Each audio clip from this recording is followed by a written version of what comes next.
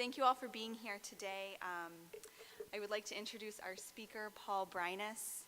In 1961, when he was a sophomore at the University of Wisconsin, Paul joined 350 other Americans, black and white, female and male, mostly young, in the Freedom Rides to Jackson, Mississippi, whose goal was to break through nonviolent civil disobedience the grip that racial segregation and persecution had on our country. But white supremacy was the law in the American South in 1961, so the Freedom Riders were jailed for breach of peace. Many were severely beaten by enraged enemies of racial justice. Breines went on to teach European intellectual history and lesbian, gay, bisexual, straight history at Boston College from 1975 to 2010. Since retiring, he picks up trash in his South End Roxbury neighborhood in Boston and tries to work to end the racial segregation and persecution that continues. Nearly 60 years later, that holds a grip on our country.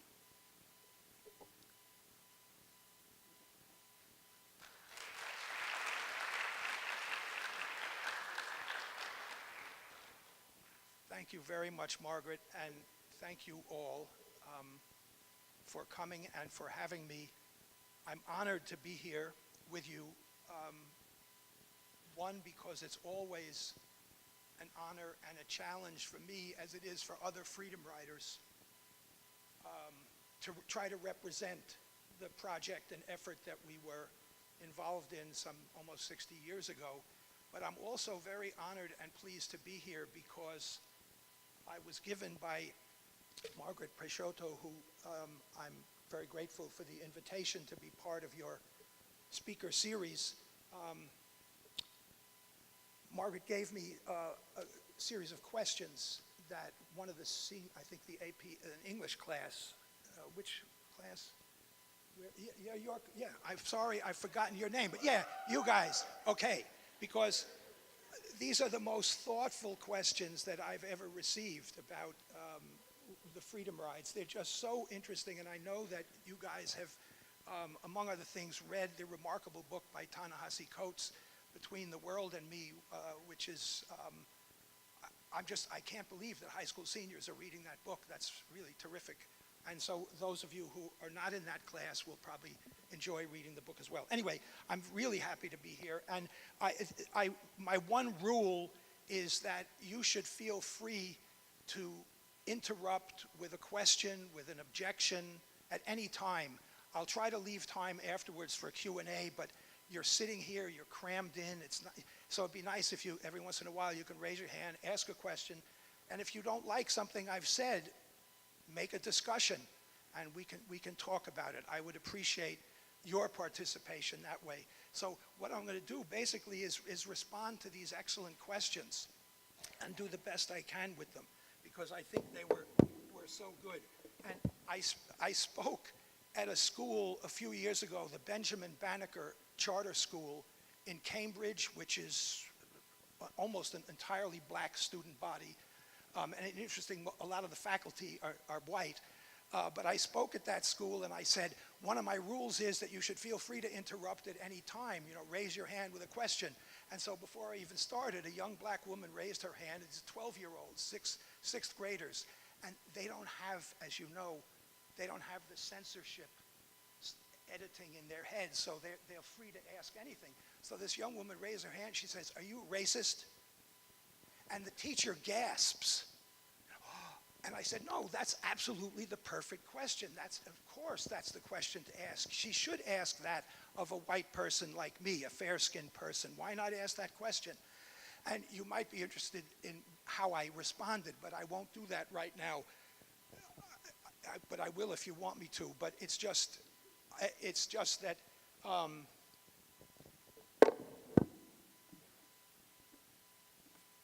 I said that because then now somebody here is you're supposed to put your hand up, right, and interrupt me now. Yes?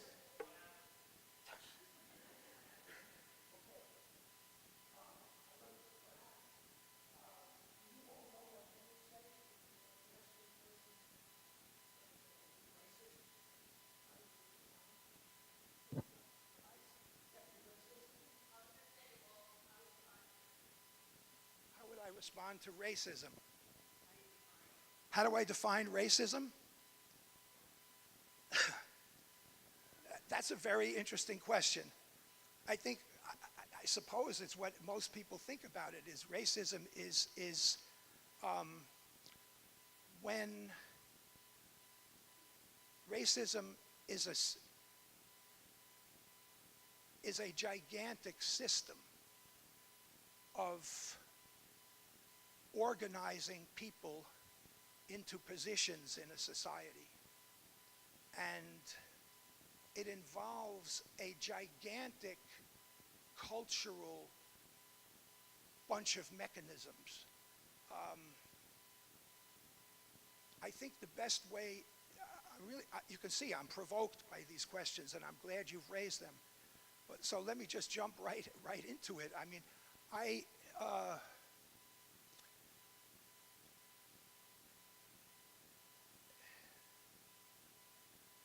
I participated in the Freedom Rise, and I'll indicate to you a bunch of things about how, because the first question that was presented to me was, how did I first learn about racism and segregation during my childhood, and where am I from?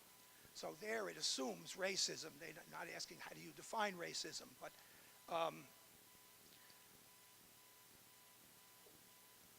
I participated in the Freedom Rides, and you say, okay, so there's a guy who's against racism. He went to jail, right, for a month for racial justice, a fair-skinned person, joined with black and white, male and female people, and participated in this early part of the civil rights movement. He's not a racist.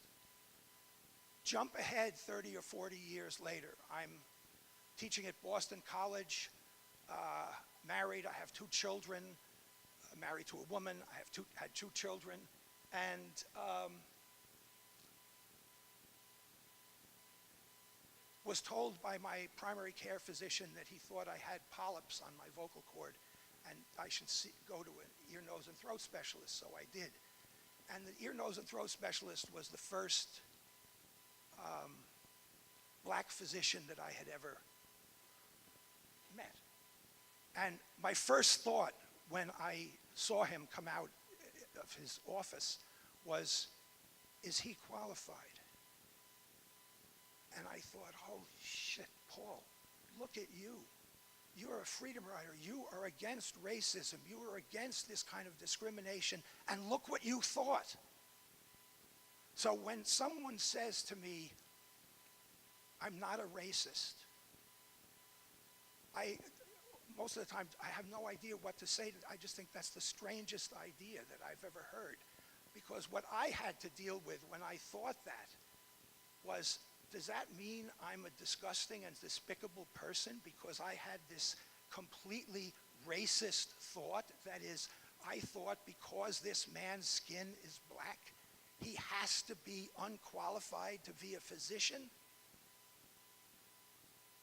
And it's not just, and I did all this stuff. I'm against racism, and look at that.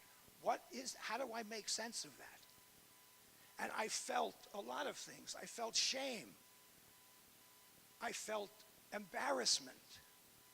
And I thought about the doctor. This is my answer to your question, what is racism? This is how I experience it. He must know that every fair-skinned patient he has the same thought.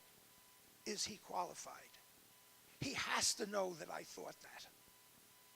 That is, and then I realized he already knows something about me that I don't really fully know about.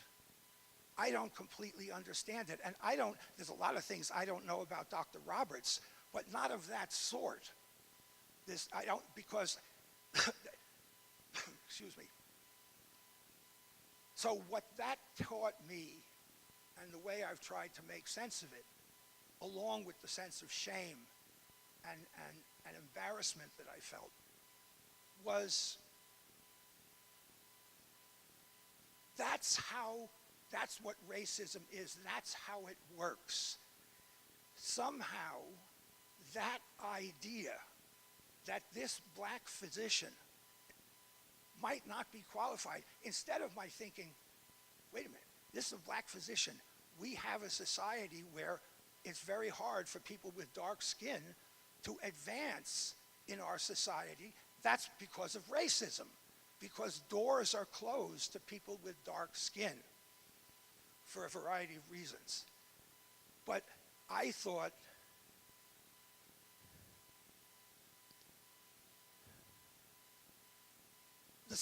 racism is so powerful that it gets inside of us in that way. And that one of the pieces of advice, the last question, which is a frequent question, what advice would you give to young people who see problems in the world and want to improve them?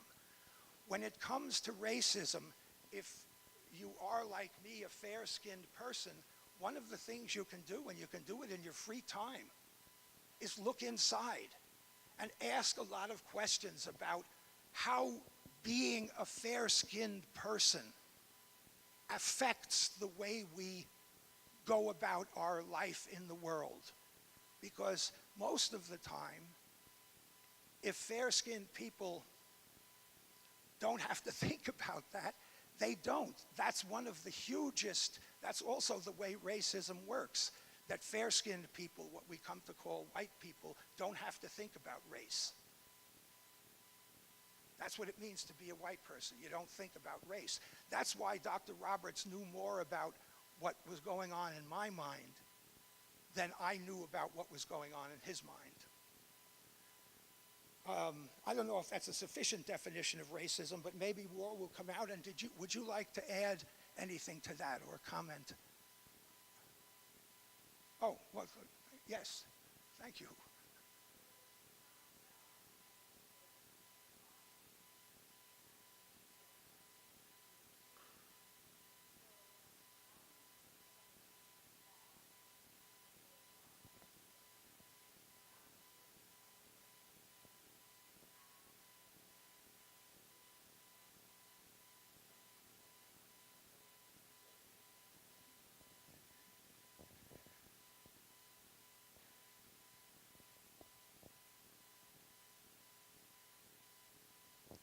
After you've identified a thought that you've had as something that was racist, what do you believe is the appropriate response? No, if you had a thought that you, and after a second you said that was racist, how do you think someone should respond to that thought in themselves? That's a very good question. Did everyone hear that? Yeah.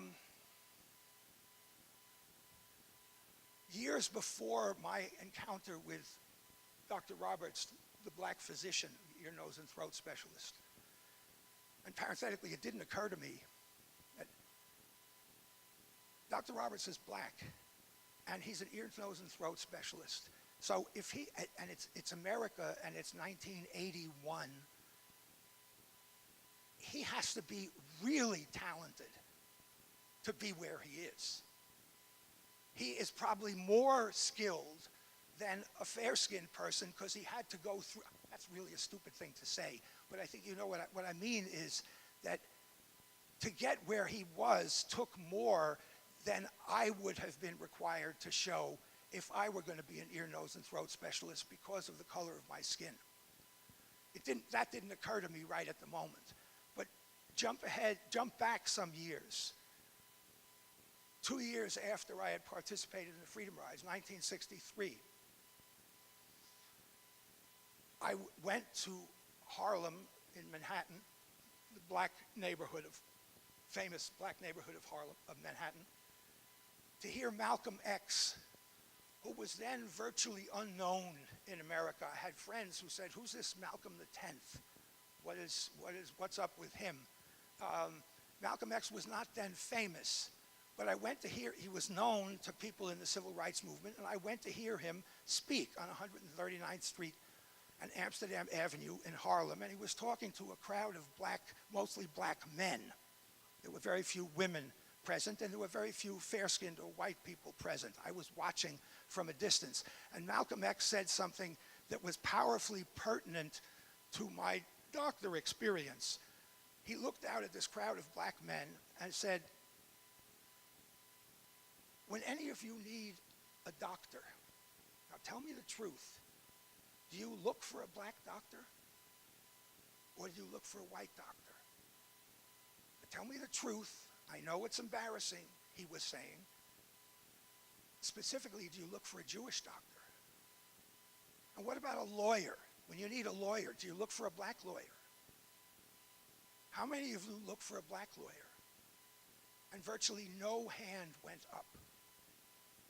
And Malcolm X looked out at this crowd of his people and said, how did we let this happen? How did we let it happen that we think so little of ourselves, that we don't look to our own to find a physician or a lawyer? How did we let this happen to us? That's how there's the young woman who asked the question about how would you respond. I mean, I think that racism is not something, that's why it's so huge. It's not something that's only participated in by fair-skinned or white people. What Malcolm X was saying, look at the power of this. It is inside of all of us. So that's, I don't know, but you must have wanted some more about that. And I don't think I'm responding sufficiently to you. Oh, lucky me. That's good. No, because that's a really good question.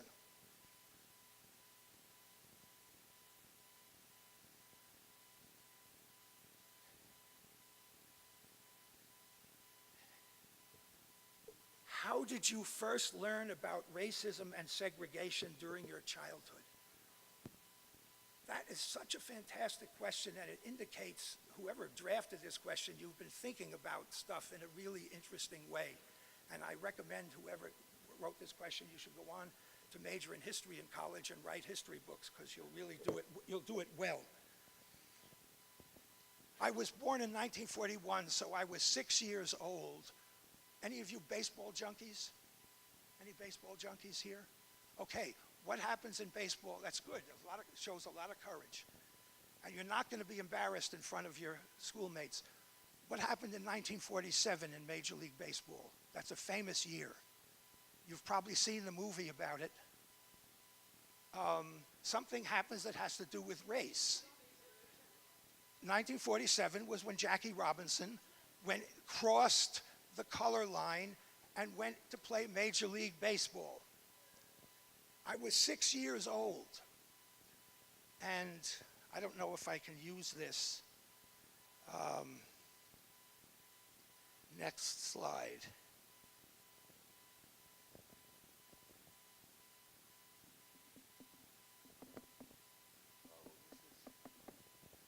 I'm not sure how it works. Margaret, can you? I don't know how to work the technology. And there's a photograph, that's the next photo, that one.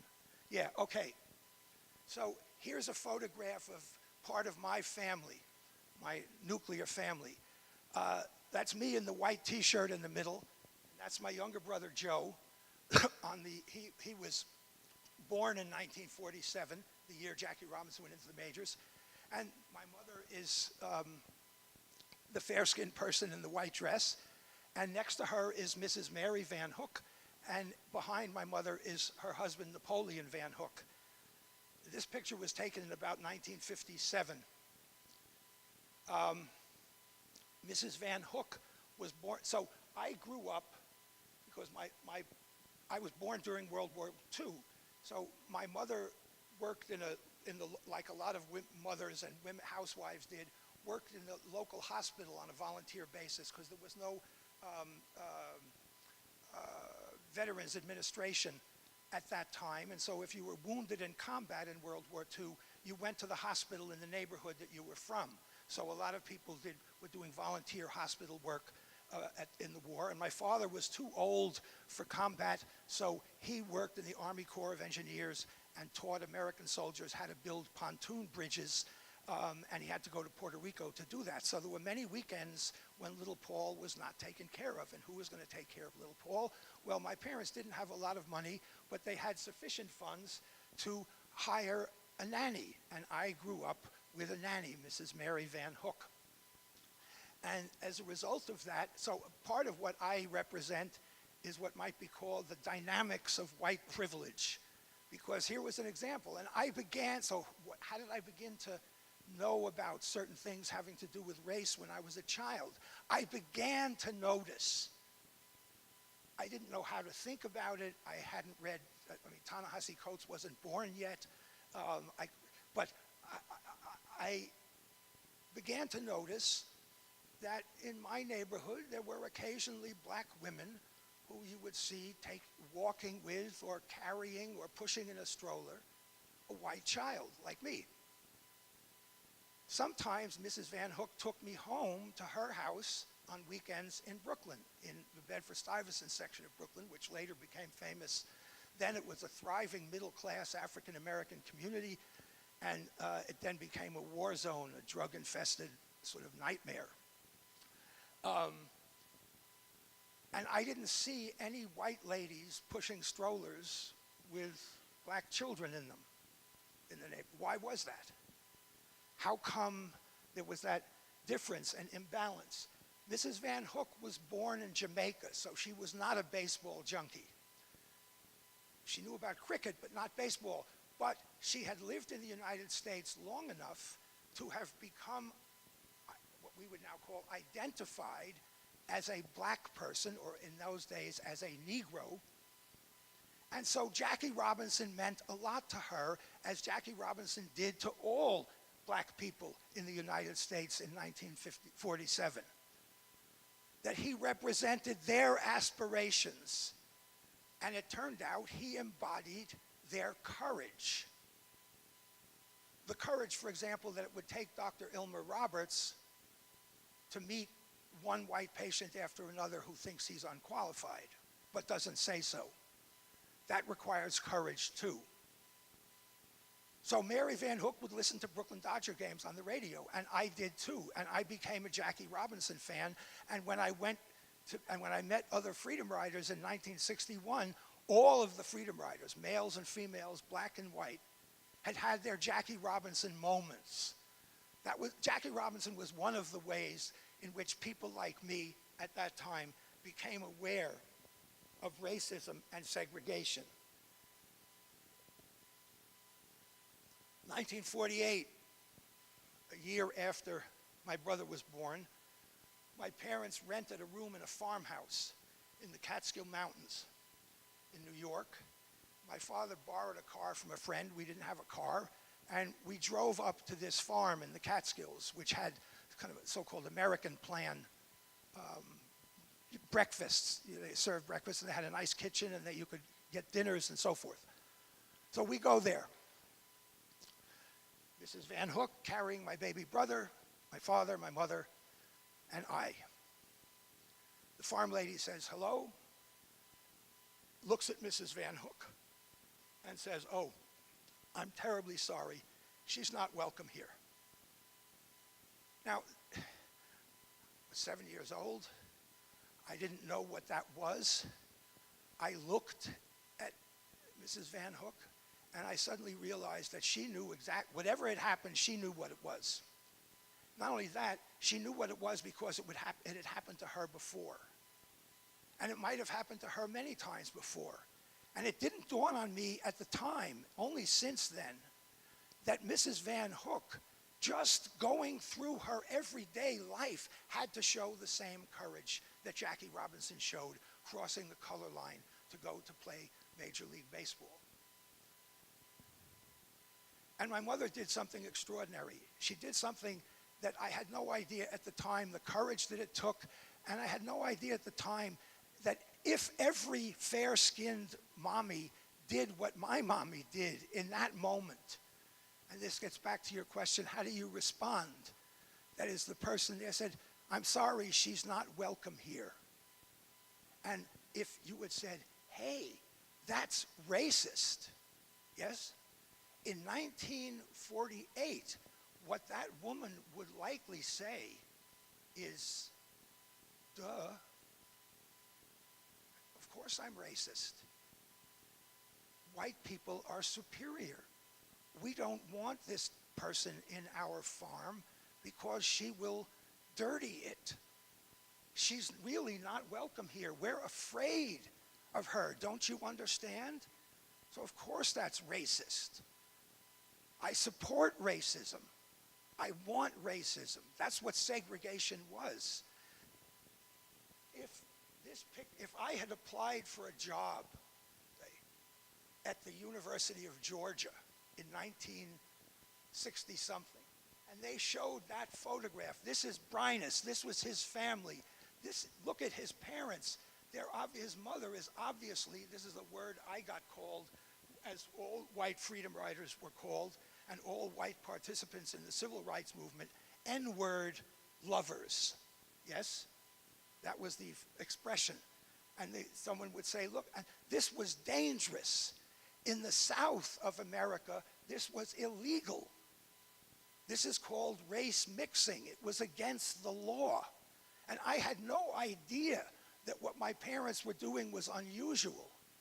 I lived at that time in what was the whitest of the white suburbs in America. Scarsdale, New York. Have any of you heard of Scarsdale? It's now not too well known, but ask your parents and they'll be able to, they'll tell you what I just told you about Scarsdale. It was famous for that.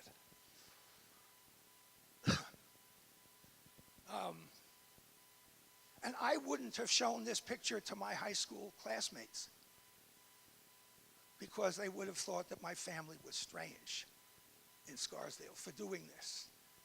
And my mother was very unusual. And she said to the farm lady, I'm terribly sorry, but Mrs. Van Hook is a member of our family. And if she's not welcome here, this is not a place we want to stay at. And we left. Mrs. Van Hook, interestingly, said, no, Mrs. Breines. Mr. Breines should take me back to Brooklyn. You all stay here. I don't want to ruin your vacation. Now, years later, I would think, that's what Malcolm X was talking about. How did Mrs. Van Hook felt, I don't want to ruin your vacation because I understand that a lot of people like you who have fair skin don't like people like me who have dark skin. And so I don't want to be the cause of your ruined vacation. How horrible is that? And I wasn't fully aware of these things, but Jackie Robinson, that instance of Mrs. Van Hook, and what my mother did, that is, my mother didn't say racism is bad, don't see color, or any of those things. She just said what she said to that woman. Mrs. Van Hook is part of us. And then I, from that point on, was having to deal with the question, that woman who did that to my beloved Mary Van Hook has skin that's the same color as mine.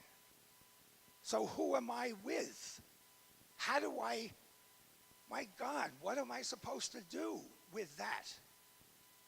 How do I make that good? How do I redeem that situation? The hurt that was inflicted in that particular moment on Mary Van Hook. Basically, that's why I joined the Freedom Rides. It was to somehow to make good on that really horrible moment. So I'm from New York, and when I was a teenager and a high school student like you, I was in Scarsdale, New York, which had what was reputed to be the best public school educational system in the country.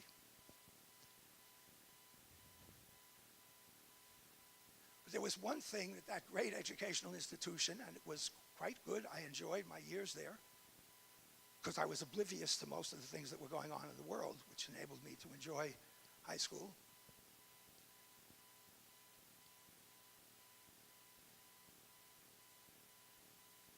My family moved to Scarsdale in 1951. That was 4 years after Jackie Robinson entered Major League Baseball. Jackie Robinson could easily have afforded to buy a house in Scarsdale, leaving aside whether he would have wanted to live in Scarsdale.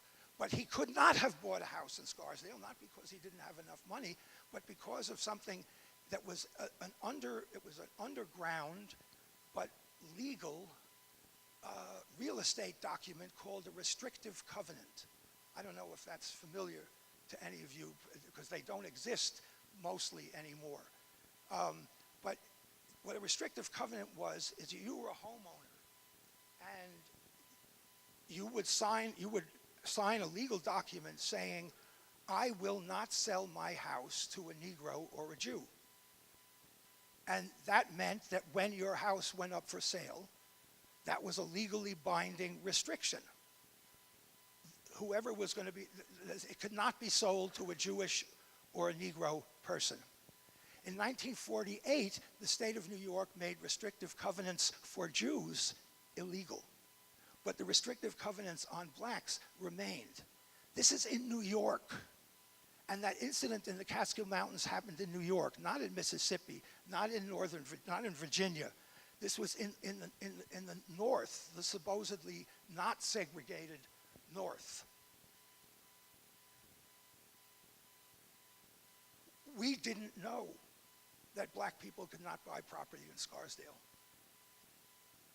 at that time. That is, our fine educational institution didn't teach us that about the world that we were living in.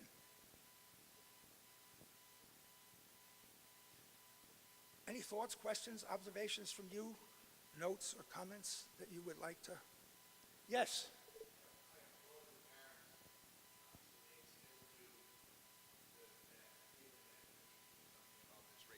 Situation, but I was wondering, because we are limited for time, what was it like on the buses? What was it like on the Freedom Ride? What were you doing? What were you saying? How were you talking? What was the conversation going on and things like that?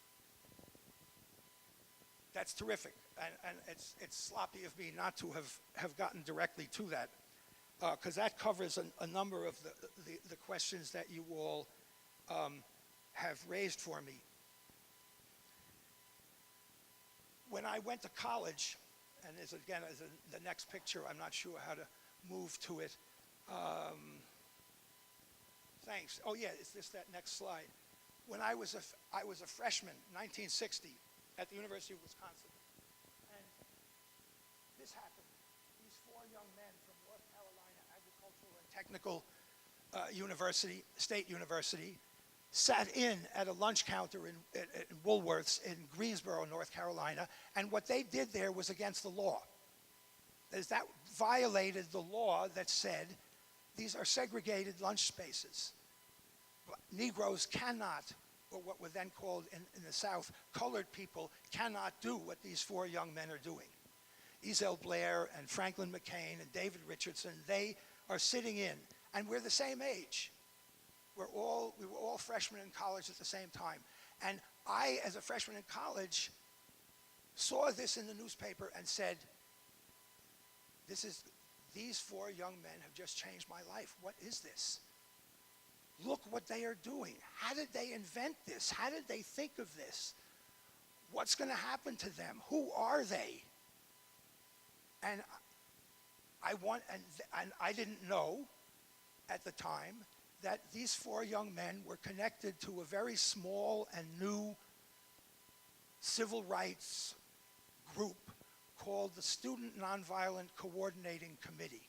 SNCC was the acronym, SNCC, the Student Nonviolent Coordinating Committee. And you can Google that, and they were part of that organization. And the following year, the Student Nonviolent Coordinating Committee began to play a central role in what I would participate in the Freedom Rides. But I was at the University of Wisconsin. I saw these guys do this in the newspaper. I was inspired by them, and I didn't think at the time, oh, look, this is really interesting. For a fair-skinned person, I have black role models who are even my age. These young men are showing me what it means to be a citizen in the United States. So the next year, the Student Nonviolent Coordinating Committee and a civil rights group in New York called the Congregation, Congress of Racial Equality, CORE, C-O-R-E. They organized the Freedom Rides, and the initial idea of the Freedom Rides was to have a bus filled with freedom riders, ride from Washington, D.C. to New Orleans, bringing the message of freedom to the country, and in particular, stopping at bus terminals along the way and integrating the segregated waiting rooms, colored only and white only. I don't know. Anyway, there's more pictures. I'm sorry that I don't know how to use the technology, but you could try the next picture, which is, well, no, we don't need the University of Wisconsin. This is a good one. That's okay. This, you've all seen this photograph, and this is just an interruption. This is a young woman by the name of Elizabeth Eckford, who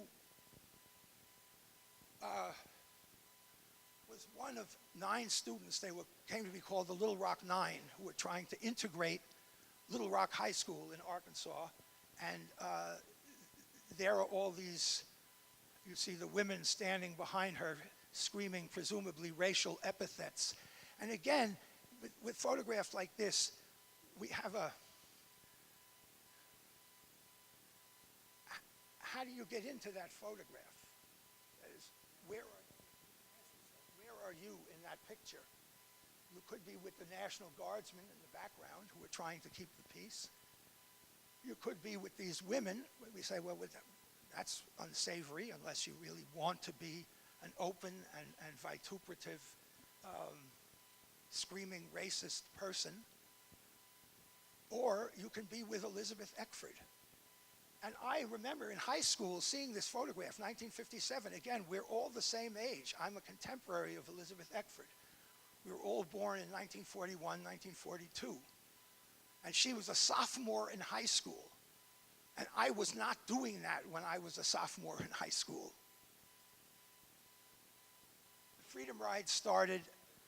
They were supposed to make this long trip, and the buses were stopped. I think the time is about up. The buses were stopped in Birmingham and Anniston, Alabama. They were firebombed. I was a sophomore in college. I was following this in the news, and I said, I need to join this. I need to be part of this phenomenon. And so I've contacted someone who was connected to the Student Nonviolent Coordinating Committee. They said, go to the Office of the Congress of Racial Equality in New York. They will interview you, and basically 2 questions. Are you prepared to go to prison for an indeterminate length of time? And are you prepared to be nonviolent? If someone hits you or insults you or hits a black person or assaults a black person, are you ready to not be violent? And I said, yes, I think I can do that. I wasn't interested in fighting. I wasn't a violent person. And I said, yes. So they said, go to this address in Nashville, Tennessee. And when you get there, don't take a cab. Travel light and walk to this address, because if you take a cab, the cab driver will be white, and he will know what this address means, and you won't get there. So walk. So I got off a bus. So a lot of freedom riders, and this is one of the questions that several students were on the list here, a number of freedom riders went as groups. There was a large contingent from San Francisco, for example. There were a bunch of people from New York who went together. I just went by myself. A lot of people went as individuals. When I got off the bus at the Nashville training office, my adrenaline started to flow, and I was frightened, and I ended up being frightened for the next 5 or 6 weeks that I was in the South and in prison. I was scared the entire time, and it was a very humbling kind of fear, because I realized that what I'm feeling is what black people, many of them from the South who are in prison, or I was in prison with, are feeling this all the time, constantly. I've never felt anything like this before, and I'm very sorry that I didn't get to cover more things, but yes, please. Yeah, Margaret. If you have class during X period, if you could take this time to thank Mr. Breines and head to your class. If you are free, you are welcome to stay, hear more, and ask some questions.